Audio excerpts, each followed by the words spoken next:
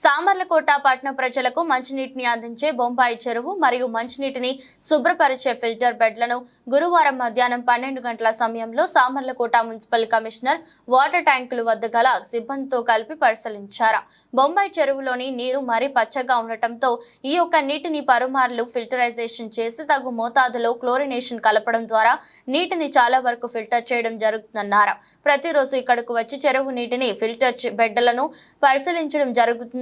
నూతన విధానంలో నీటిని శుభ్రపరిచే విధంగా కాకినాడ జేఎన్టీయూ సీనియర్ ప్రొఫెసర్స్ కు లెటర్ పంపడం జరిగిందని, వారు 2-3 రోజుల్లో వచ్చి బొంబాయి చెరువు నీటిని పరిశీలించి పూర్తి స్థాయిలో వాటిని శుభ్రపరిచే విధానాన్ని అమలు చేసి శుభ్రమైన మంచినీటిని సామర్లకోట పట్టణ ప్రజలకు అందించే విధంగా చర్యలు తీసుకుంటామని కమిషనర్ మీడియాకు తెలిపారు.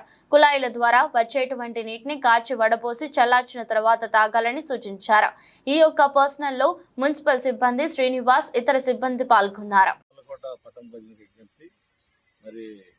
సామర్లకోటలో పచ్చరంగు నీళ్లు వస్తున్నాయని కూడా గత కొద్ది రోజుల నుంచి కూడా ప్రజలందరూ చెప్తున్నారు. దాని నిమిత్తం ప్రతిరోజు కూడా వాటర్ వర్క్స్కి వచ్చి పర్యవేక్షణ చేసి వాటర్ టెస్టింగ్ కూడా చేయించాము. మేము వాటర్ టెస్టింగ్ కూడా పంపించాను. వాటర్ టెస్టింగ్లో కూడా వాటర్కి ఎలాంటి ప్రాబ్లం లేదని కూడా విషయాలు మనకి రిపోర్ట్ వచ్చింది. అదేవిధంగా JNTU engineering experts, sanitation experts కూడా లెటర్ రాయడం జరిగింది జేఎన్టీయూ ప్రిన్సిపల్ గారికి.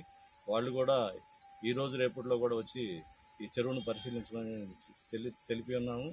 దానికి కావాల్సి మొత్తం కూడా ఫిల్టరేషన్ బెడ్స్ కానీ అవన్నీ కూడా మొత్తం కూడా ప్రతిరోజు కూడా పర్యవేక్షణ జరుగుతూ ఉంది. క్లోరిన్ గ్యాస్ కానీ, బ్లీచింగ్ పౌడర్ కానీ, ఆలం కానీ సమృద్ధిగా ఉన్నంత ఎక్కువ పెట్టి ఉంచాము. ప్రతిరోజు కూడా పర్యవేక్షణ జరిగి ప్రజలందరూ కూడా మంచినీటిని సరఫరా చేస్తున్నాం.